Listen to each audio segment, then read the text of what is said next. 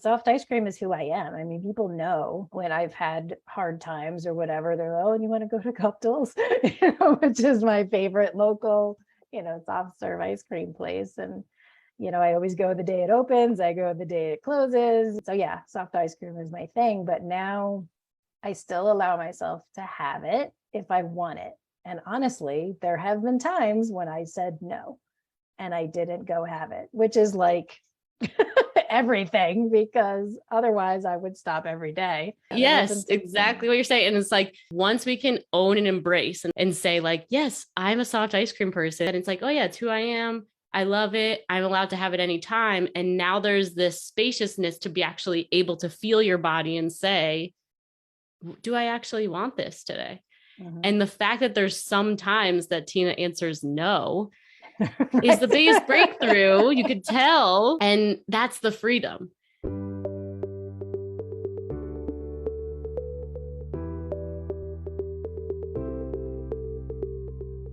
Food and weight obsession can be exhausting. Losing weight, gaining weight, dieting, feeling like a failure because you missed a workout, binged, overate, or gained all the weight back. The cycle is endless and it can be maddening. But I'm here to say you can stop the mental madness. You can take back control of your food behaviors, but you have to face your fears, you have to ask for help, and make a change.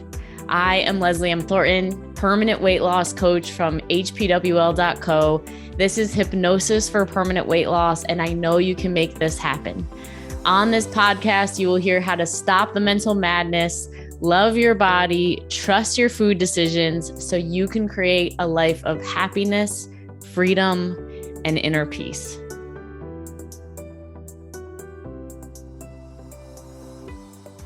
Hello, everyone. Leslie M. Thornton, Hypnosis for Permanent Weight Loss. Today we have Tina with us, Hypnosis for Permanent Weight Loss graduate. So generous to share her story. As I always say with every single client that we interview, it's always way more powerful for you guys to hear what the Hypnosis for Permanent Weight Loss experience is like. And everybody comes in with a little different background or, different circumstance when they start the program, and has a little bit of a different experience and different takeaways that changes their life in different ways. So wanting to just make sure as many stories are shared so that in case it's something that inspires you or resonates with you, it could just be something that propels you to make the change that you can circle your calendar and say, today was the day I changed the entire trajectory of my life by doing this one action today. So thank you, Tina, for being here and being willing to share. Oh, you're very welcome. It's my pleasure. Yeah. So let's just jump into it. So tell us a little bit about maybe your weight loss past and what you had tried before and what led you to the Hypnosis for Permanent Weight Loss program. Sure. So I've been pretty thin my whole life. So it really wasn't until, I got into college and then, gained the freshman 15 and then maybe like the sophomore 10, and it just kind of kept going.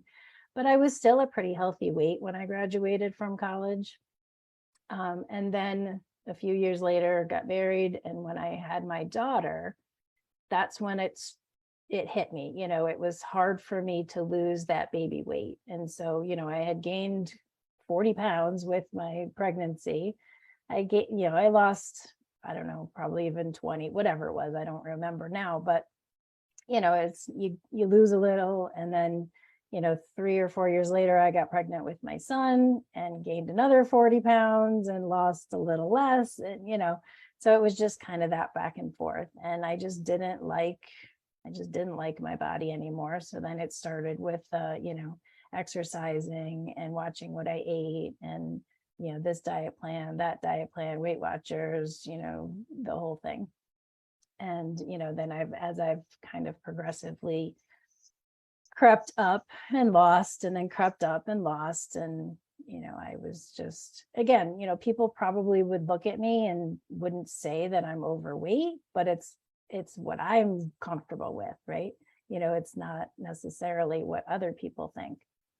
So even Correct. For me, I want to be, I have this picture in my head of, what I want to look like. And So it was, just crazy train trying to get to that, and maintain that picture, Yeah, whatever and it was. definitely. Yeah, and I think that's a really important thing that you're pointing to is like when it comes to our bodies, and it's like that's the mindset that we need to switch, right? Is bodies are built to grow and evolve and change. And obviously after you become a mom and when you become a business owner, when you like there's going to be fluctuations, but then your mind still stays stuck in I should be a size whatever, or I should be, look like this when I look at myself in the mirror.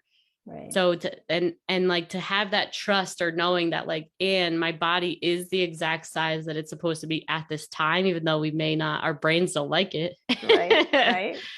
But that's where it's like we have the constant battle and the constant never being satisfied. But it's like, what if we actually can't control how our bodies are present? And what if our trying to control it all the time is making the weight gain more, and worse or faster? Was that your experience? Like, was trying to get to that size doing the opposite? Yeah, a little bit. I mean, I remember I did one of the programs that I did, I would meet with a person, I don't know, 2 or 3 times a week or whatever, and you go through your food journal and make sure that, you're eating everything, quote unquote, that you're supposed to. And mostly it was your own food, which was nice, but, they still had supplements or whatever. And I still remember that, I got down to a certain weight. And then it was very difficult for me to get past that. And she was like, well, your body just likes this weight. Your body just wants to be here. And that like should have been, the thing that said, oh, all right, well, then maybe I should stop fighting it and I should just be that weight. And, but no, I was determined, like, I'm going to lose, 20 more pounds or whatever it is. And eventually I did by tweaking and changing, but obviously it didn't stay that way because my body wasn't able to do that, or I wasn't consciously able to continue to make all of those choices that I needed to make, in order to maintain that weight. And so, yeah, it crept back up to where it was comfortable. And yes, thank you for saying that too. Cause I just want to be clear for our listeners that it's not that you can't, it's not that I can't be right. And we can't be 20 pounds lighter. We know that we can. And most of our clients, we've done it before, but then we got to have, a really good conversation with ourselves of like, and like you said, before we started the interview of like, and then what? Right. Of like, you get to it. And then like based on, and everyone can look for themselves, like based on your past of weight loss experience, have you ever been able to maintain the weight loss? And how painful was it when you achieved it and then you started creeping back up? Like to me, that was the worst experience. Like you just worked so hard. You just deprived yourself for months. You just learned how to say no. You just like, right? Like you did all these amazing things and proved to yourself. And then the gaining back is like, you just feel like the biggest failure of all time. Yeah. And then sometimes you gain even more weight back than you had prior to losing it. That was my experience. So anyway, so that is just a conversation about like, okay, if the crazy train were to stop now, like what would that look like? And what would the new fears that I have to get over of like learning how to accept where I'm at now in order to get to a place of equilibrium and balance. So, and you were a really fun client, Tina, because, she came in and she was very regimented and like, we're going to do this. And like, when's the weight loss happening? And right, we talked about all this, but then we had that session together, that one-on-one session that I thought was amazing. Do you remember that? Do you mind sharing any pieces of it? Well, I mean, during the session, I remember, we were talking about how my body feels comfortable and all of that. And so I was like, I was still, because I think it was only like a few weeks in, and I was still with that mindset, like, oh, okay, well, instead of my goal weight being 140, I'll move it up to 150 or whatever. And it's like, no. You were just like, it's not about the number. And I'm like, yeah, oh, right. Yes. So yes. Yes. And I can see like some people listening who are also cringing and be like, what do you mean? Like, I need to lose the weight. And it's like, I get it. And this is what I said to Tina. I remember specifically, and I've had this conversation with many clients like, listen, you are allowed to have a weight loss goal. You're allowed to work towards it. right? Like no one can take that away from you if that's what you genuinely want. I was like, and Yeah. I need to forewarn you that when you have this attachment to weight loss, it's the same thing as whenever you're attached to anything of like Mhm. the whole premise of whenever people say like when you meet your soulmate, it's the moment that you say, I don't need anyone that they drop in. I Right. was like, so by your clinging, do you think it's possible that that's how you're going to prevent it from like dropping in? And you were like, okay, I could see it. And then we went Yeah. into the bite to like some of the anxiety around, like not being able to, or whatever that was. I can't remember exactly, but then just Right. you had this memory come up of your friends during like this highlight time of your life of like socializing and nobody cared about body and nobody cared about food and just like having Burger King late at night. Yep. It was like amazing. And you just like, and it just seemed like you just were like, yes, like it seems like Yeah. your walls dropped. What Yep. was your experience? Yeah, well, I mean, I realized that it wasn't about the food, it Mm. was about the friendship and being around friends. And the same thing happened actually last night. We went out with friends, and a friend of mine who ironically was in that same Burger King memory, came Cool. into town, for the week. And a group of us got together. Actually, two of those friends from that same memory, we're still friends today, 30 some odd years later, whatever. Awesome. And we got together for dinner last night, and I didn't worry about where we were going and what we were having. Like, I just listened to my body. I had a drink, and it's like I'm looking at the menu. What do I want to eat? And we had a great time. I had the bread, I had whatever. And but it was just about being with the people. So that was when we had that conversation. It was like, no, it's just about being with the people and enjoying yourself and not being so focused on what am I eating? Why is this bad for me? And, all of those things. That's awesome. Yeah. And I think like what I want the audience to really understand is like you can't fight against authenticity. Right. Like for Tina, there was a missing part of her life that included what was authentic for her was being social and like enjoying the social food and experience and being with the people that the dieting didn't allow for. Mm-hmm. And like without owning that we have these parts of ourselves that are just true, like it's just part of how Tina would love to live her best life and not care. So when we're not being honest about that, to somebody else, it's like that may not be, as important or a part of their full blown self expression. I think for most people probably is, but right. But the point is like when we're not being honest about those things. I remember another coaching call you came on and you were like, so I'm still having cheese and crackers when we have company over, and I'm waiting for when I'm not a cheese and cracker girl anymore. Or like, when's that going to go away? And I was like, Right. okay, well, let's look at that for a second. I'm like, what if you're a cheese and cracker girl and you like Friday nights when you socialize and to have an abundance of cheese and crackers? And you were like, I was like, okay. I was like, and like, does that feel like Tina's not? And you were like, yeah, that's Yeah. like my thing. Same with soft ice cream. Oh my She's gosh. like, that's yeah. Yeah. Yeah. Do you want to talk about the soft ice cream? Because that was a big one for you.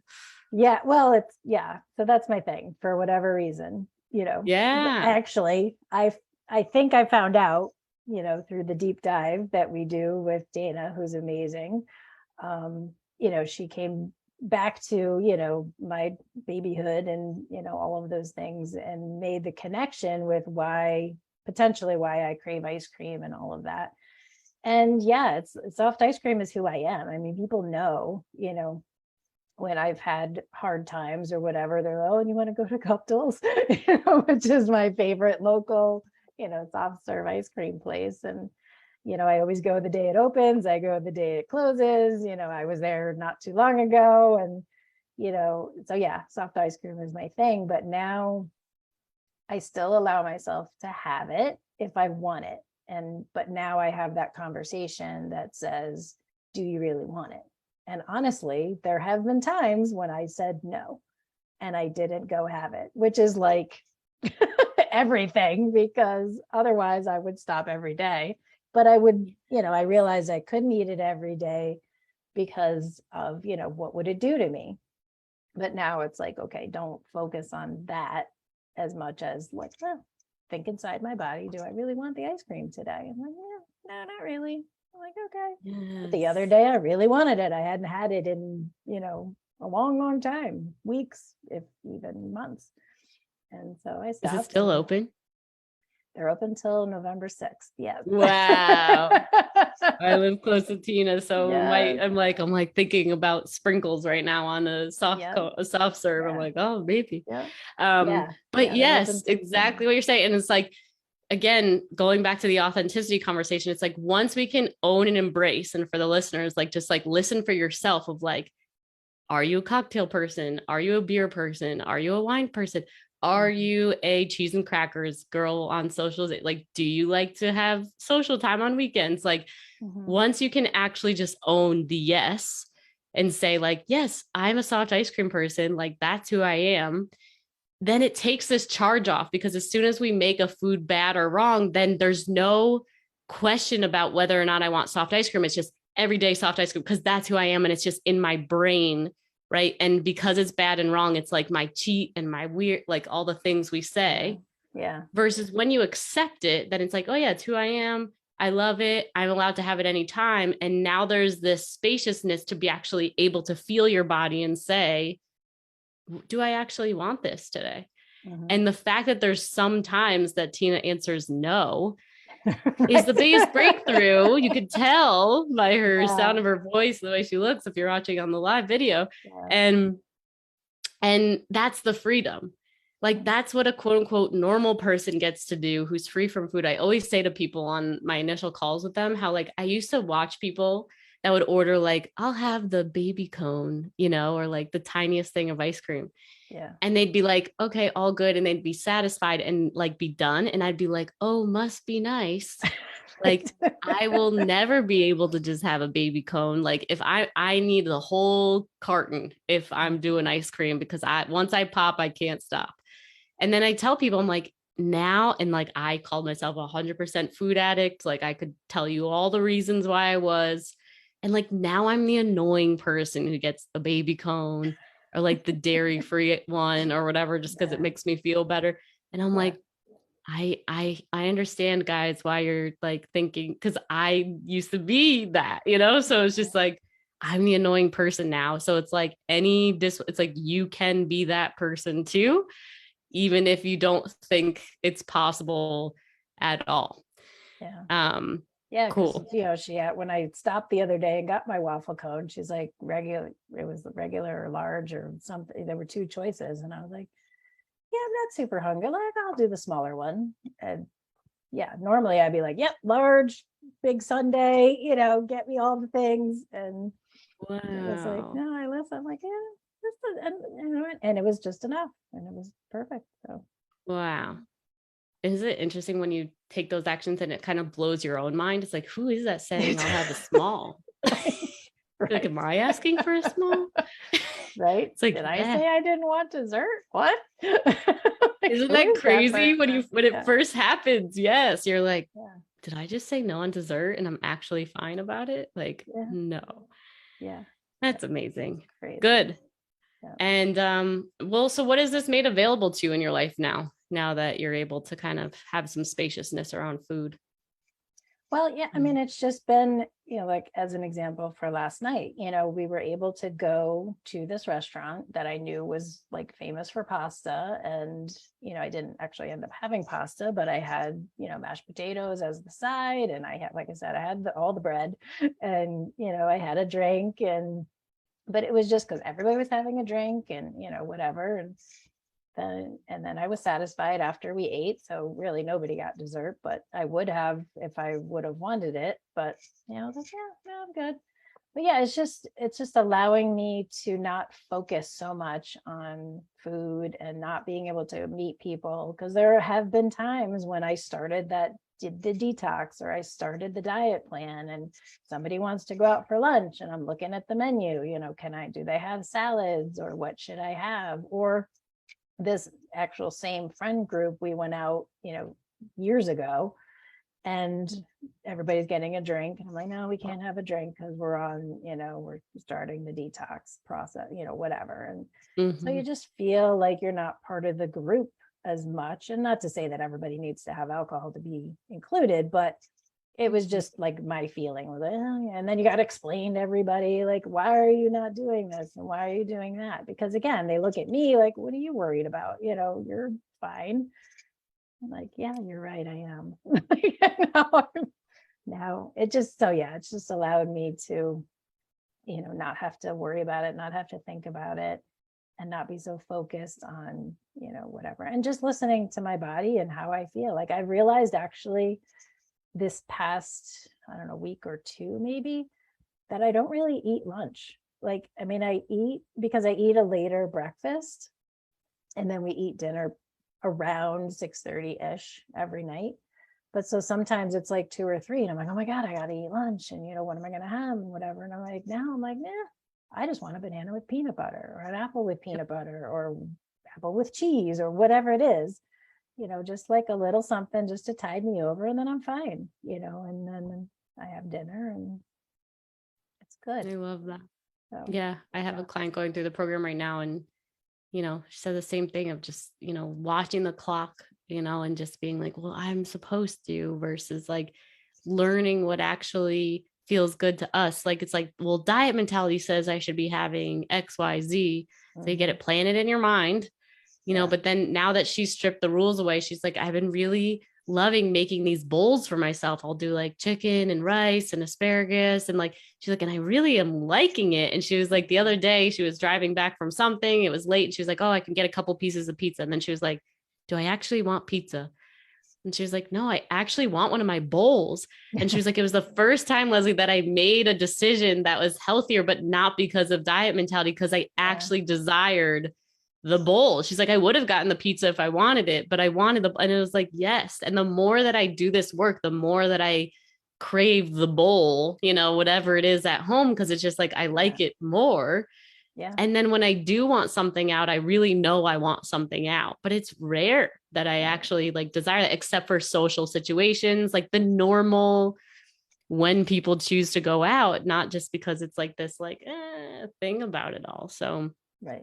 Yeah, it's um knowing like, yeah, I generally do mostly choose things that are better for me because I also know how it makes me feel. It's like, okay, well, if I drink this, I'm going to have hot flashes. If I eat this, I'm going to have hot flashes. And that's no fun. So it's like, mhm. okay. But, again, I can make the choice. Okay, even though I'm going to have a hot flash, I really, really want this thing. But Yes. like today, we had at my office, we had a training and they brought in Panera, which is also one of my favorite things. But Mhm. I ended up having the salad and the almond, or not almond, the like butternut squash soup, autumn squash soup. Mm. Yum. And that was plenty. Like I didn't have to have the half a sandwich or the half, even a whole sandwich or whatever. And then, Yeah. they handed out the cookies and I took my cookie, but I put it over to the side and then I left it because I really didn't want it. And normally, Nice. like, because I've had Panera cookies prior and I was like, yeah, that didn't make me feel good at all. Like, Yeah, I don't want to right? do that again. Yes. So Yes. yeah, Exactly. it's just Yeah, amazing. making choices based on how you want to feel instead. Yeah. Something similar happened to me at a conference. I went to the same one 6 months ago, and I had, the dessert after or whatever. And then the whole rest of the afternoon, I was like, like falling Yeah. asleep. And Yeah. so this time that I went, I was like, no, like I want to feel energized. I want to be Yeah. present. So Yeah. just like choosing no. And like that's the whole name of the game, is like you just learn from feelings and Yeah. then make choices. And I like a lighter lunch too, for the same reason of like, I just want it to carry me and keep energized through dinner. Yeah. But you can't learn these things, to everyone listening, until you take away the rules and like treat your body like a science experiment of being like, what do I like? Yeah. Like, forget what everyone else said, forget what mom said, and Right. her voice still in my head saying, you should be doing whatever our story is. It's Yeah. like, what does Tina say? Like, Right. what do I like? How do I like to eat? And then from there, and it's so something that people get so attracted to, because Tina then becomes this woman who knows who she is. She knows what she likes. She knows what she doesn't like. She knows how she eats. She knows how she doesn't eat. And that's what people are really attracted to. Everyone Mhm. thinks it's like, oh, they're attracted to like this, but like people really aren't attracted to like, I can't eat gluten. I can't eat dairy. I can't eat. It's like it throws off if anyone's ever done improv classes. Like the rule number one of improv is like you always say yes. Like you're like, yes. And like just it energetically stops the energy if you're like, I can't.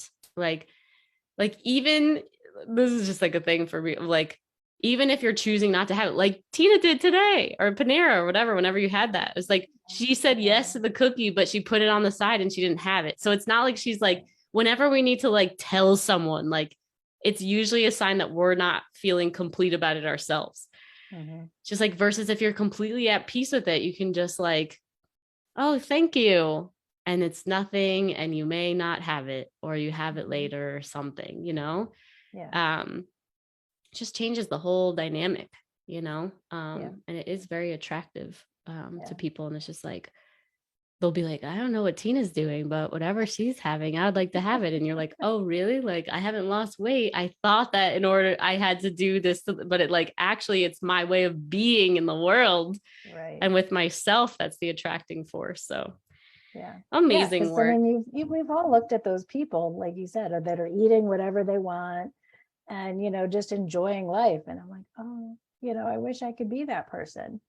And now I am that person. And it's just so freeing to be that person, to say, yeah, if I want that, I'll eat it. If I don't want that, I looked around, there was all the food on the table, and I'm like, yeah, no, I really think I want the salad and the soup. And that's enough. And my Isn't that husband and great? I are splitting meals. He's wanted to do that for a long time. But I was just like, no, no, no, I need, I need all the Yeah, food. no, this is my This plate. is I my have to plate, have and don't, everything. I used to you're be the like, same way. Yep. stop. And now I'm like, yeah, no, you're right. If we split it, like that'll be plenty, and it's good.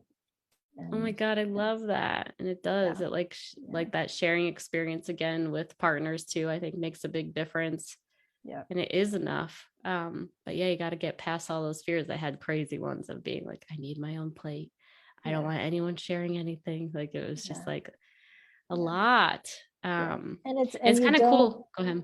I was just gonna say, and you don't really, I couldn't consciously realize where that was coming from. So I think that's an important piece too, is that it wasn't my decision why I was acting that way. It was like through the work of, the program and all of that, it got to that underlying reason, like, oh, this is why you feel like you need all the food. And this is why, you've craved this. And this is why you have that mentality.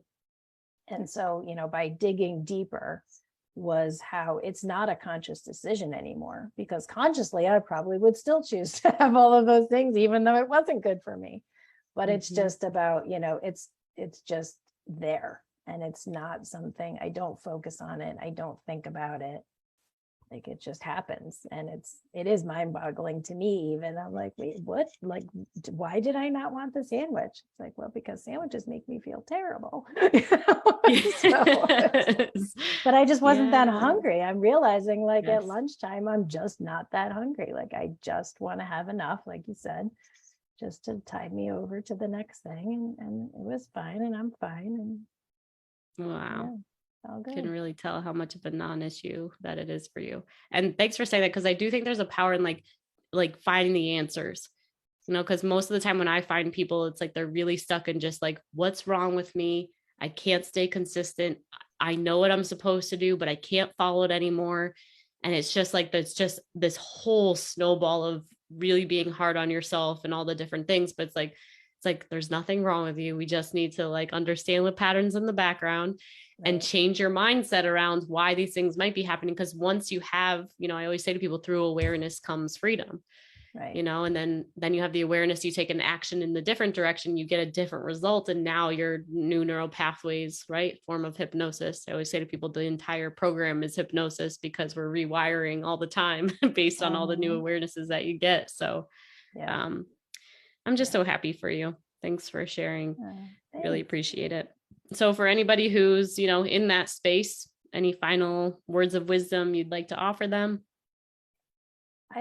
just stop the craziness. Like, it's just, it's so freeing and it's so accessible to people that, if you want to make the change, you can.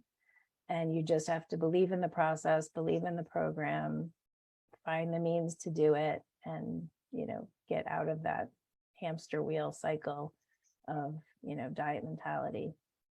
And you'll just be better off for it. Awesome. Thank you so much for saying that. And I know you have a business of your own. If you want to share with people a little bit about that and where they can find you. I do. So I am an associate broker at Berkshire Hathaway out of the Clifton Park office. So C Vanderwerker at bhhsblake.com is my email for that. And then I also have makeup and skincare. So I am an independent distributor for makeup and skincare line that is gluten-free, vegan, all good stuff for you. Nice. And I am on Facebook at Tina V Sells Beauty. Tina V Sells Beauty. Beautiful. We'll have that all in the show notes. And for those of you ready to get free from food, just listen to the prompt after this and we'll get you your call. That was the same kind of call that started Tina off on her pathway. And we'll just support you in understanding what's going on for you and what next steps might be available to you as well. So thank you so much for listening, and we'll see you next time.